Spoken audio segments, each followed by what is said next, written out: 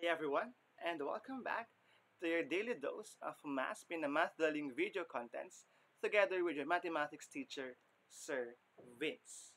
And for today, you will be learning about circles, particularly equations of a circle. So hindi lang tayo makukulong sa kung ano ba ang circles, bagkus we will be touching more on equations of a circle. So take note that this will be a 4-part video. So make sure to subscribe, to like, and to comment down below para updated ka sa aking mga latest posts, especially about equations of a circle. Ngayon, kailan ba nagkakaroon ng equations of a circle? So back to your basic math, alam mo na ang circle ay may area na pi r squared and meron siyang circumference na 2 pi r or pi d. Ngayon, kailan ba papasok sa equations of a circle? Kapag daw yung circle is pinlot or nilagay mo sa isang rectangular coordinate system or the Cartesian plane, magkakaroon siya ngayon ng equations. So for this video series, I will be teaching more about equations of a circle, especially about transforming standard to general form going to standard form, and some worded problems involving circles. So let's start. So this will be a series for our part 1, this video. This will be about transforming general form going to standard form. For part 2, we will be touching about transforming standard going to general. For part 3, finding the equations of a circle, a worded problem.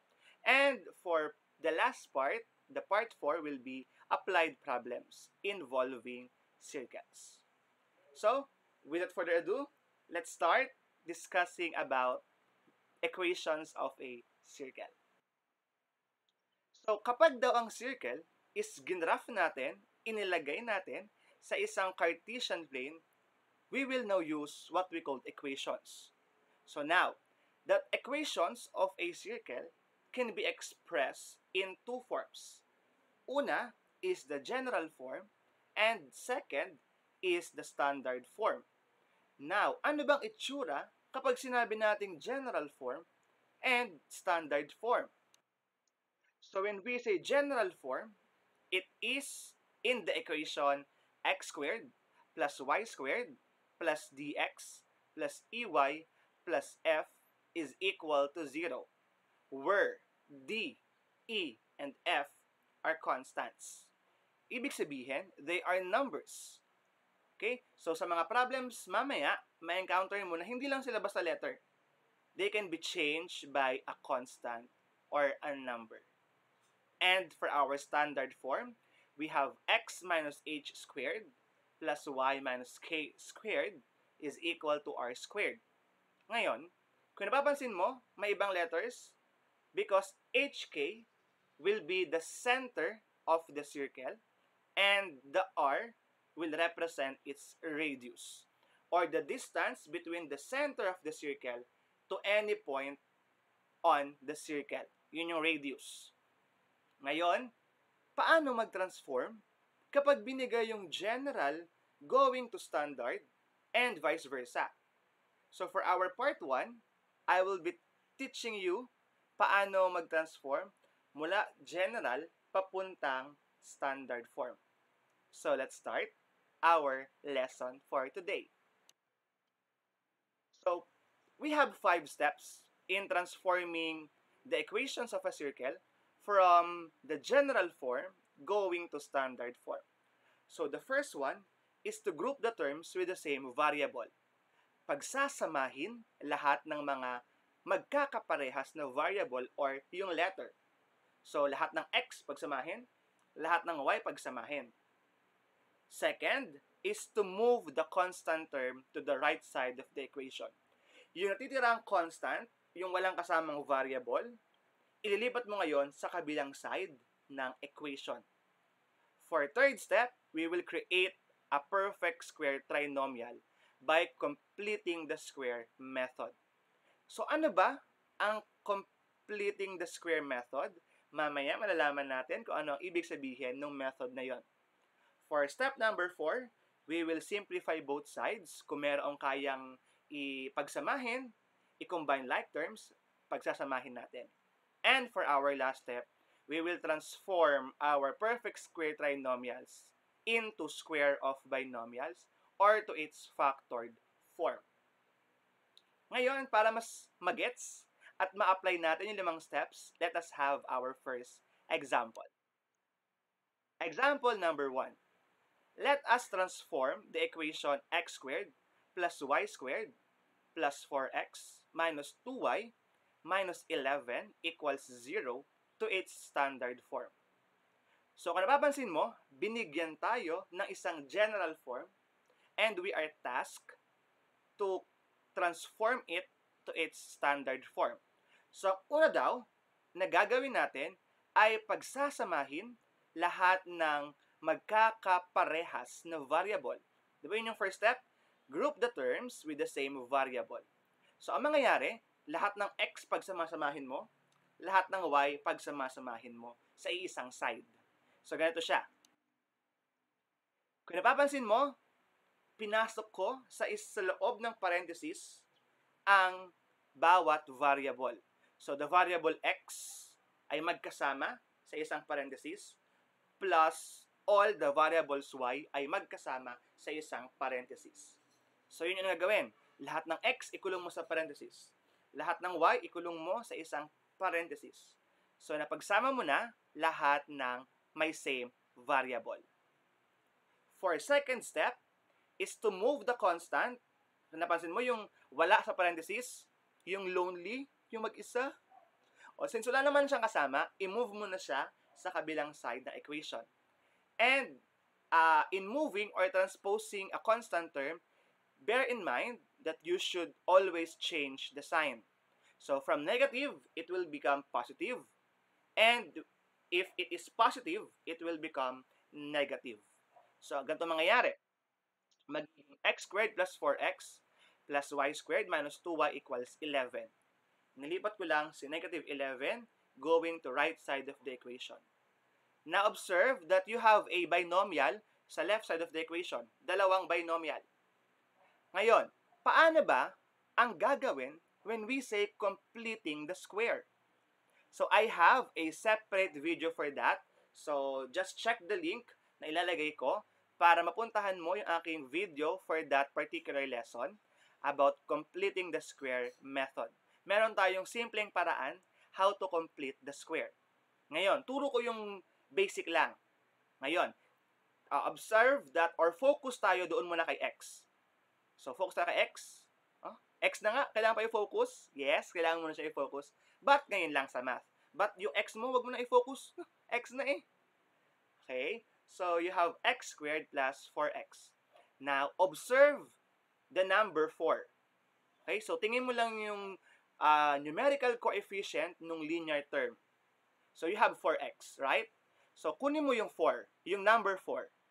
Tapos, ang gawin mo, yung number na yon i-divide mo sa 2. Yun ang gagawin. Yung number, divide mo sa 2. So, 4 divided by 2, ilan? That's 2. After divided by 2, multiply it by itself or square the number. Again, get the number divided by 2 and multiply by itself para makuha yung the value for the c o yung para makumpleto mo yung square. So, I repeat, 4 divided by 2, that's 2, times 2, that's again 4. So, tandaan, you will add 4 sa x squared, sa x variables. How about the y variables? Ano i-add? Get the number 2. 2 divided by 2 is 1, times 1, that's 1. So, you will add 4 sa x and 1 sa y. So, this will become this one. X squared plus 4x plus 4 plus y squared minus 2y plus 1 is equal to 11 plus 4 plus 1.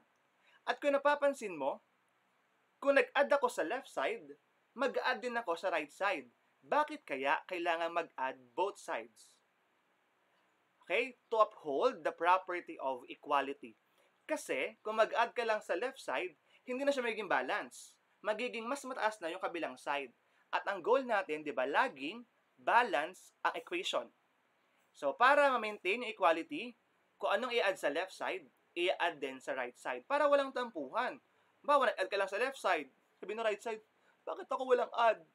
Diba? Para walang ganon na mangyari, you must add both sides. Okay? So, we're done with the step number 3. Let's proceed to step number 4. Ang step number 4, it's to simplify yung nasa right side of the equation. This will become x squared plus 4x plus 4 plus y squared minus 2y plus 1 equals 16. So, inad ko lang, 11 plus 4 plus 1, that's 16. And for our next step, simple lang, i-factor out mo lang daw yung perfect square trinomial. Di ba meron kang x squared plus 4x plus 4, just get its factored form. Again, nasa link ng aking video kung paano tapusin ang completing the square at paano kunin ang kanilang factored form. So this will become x plus 2 squared plus y minus 1 squared equals 16. Okay? Now, ito na yung ating standard form. Nakuha mo na, kung napansin mo, it is in the form of x minus h squared equals y minus k squared equals r squared. But, observe that yung kanina yung 16, di ba? Kailangan ba siyang in the form of r squared? So, just simply get its square root.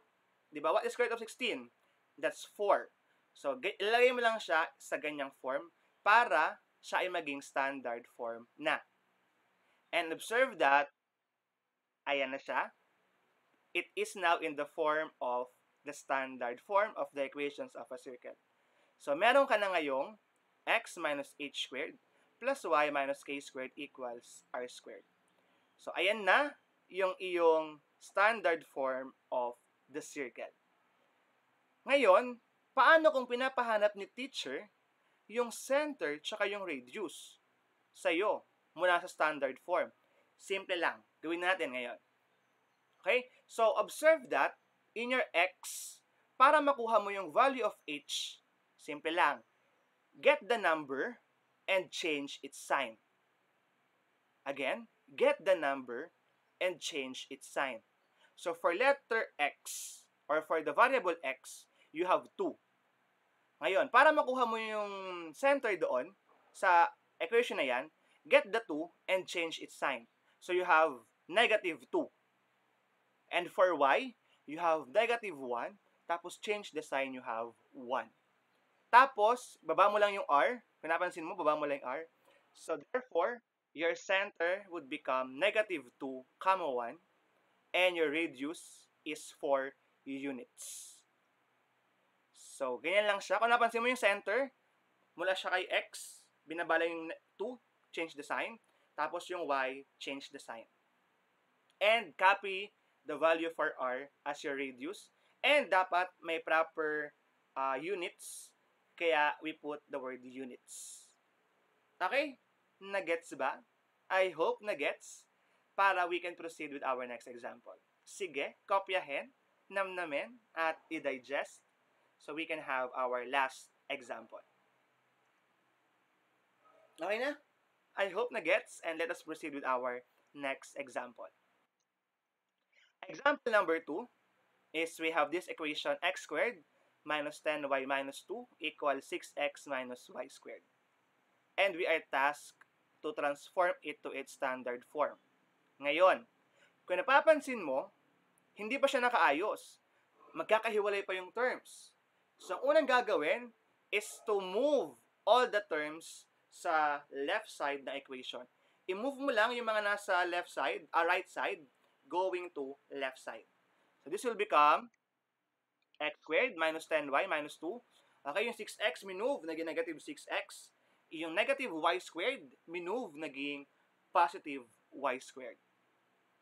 So, we can proceed with our first step, which is group all the terms. Ayan na siya, magkakasama. And then, sinabay ko na yung step number 2. So, pagka group ko, observe that minove ko na rin yung constant term. So, pinagsabay ko na yung 1 and 2. Pwede naman yun. Kayang-kaya mo yun pagsabayin. So, pagka group, i-move mo lang yung constant term. So, you can have a lesser solution. So, after that, okay, so complete the square. So, take the 6. 6 divided by 2, that's 3. 3 times 3, yun yung 9. Take the 10. 10 divided by 2, that's 5. Times itself, 5 times 5, that's 25. So, you add 9 and add 25 both sides. So, this will become x squared minus 6x plus 9 plus y squared minus 10y plus 25 equals 36. So, 36, kinuha siya, 2 plus 9 plus 25. Now, okay, get its factored form. So, factor mo lang yung iyong trinomial. This will become x minus 3 squared plus y minus 5 squared equals 36. And then, for our last step, okay, lagay mo lang siya, get the square root of 36, tapos lagay mo lang ng squared para naka-form siya na standard form. So, now, your standard form is x minus 3 squared plus y minus 5 squared equals 6 squared. And if you are tasked, ayan yung standard form. Nandiyan na. But, kung sabi ni teacher, get its center and radius, kunin mo lang. O ang center, change the sign, that's 3 and 5. Tapos, the radius is 6. And you got the correct answer. So, I hope nakuha at nagets natin kung paano mag-transform ng general going to standard. And to assess yourself, check mo kung nagets mo ba yung lesson ko ngayon. Try for yourself. Transform this equation to its standard form. Just comment down below your answer so I can check and make a heart for your comment if you got the correct answer. So make sure to subscribe and to like this video for more video contents, and so we can see each other with the part 2 of this series. So bye for now and see you sa ating next video, and thank you and I love you. Bye!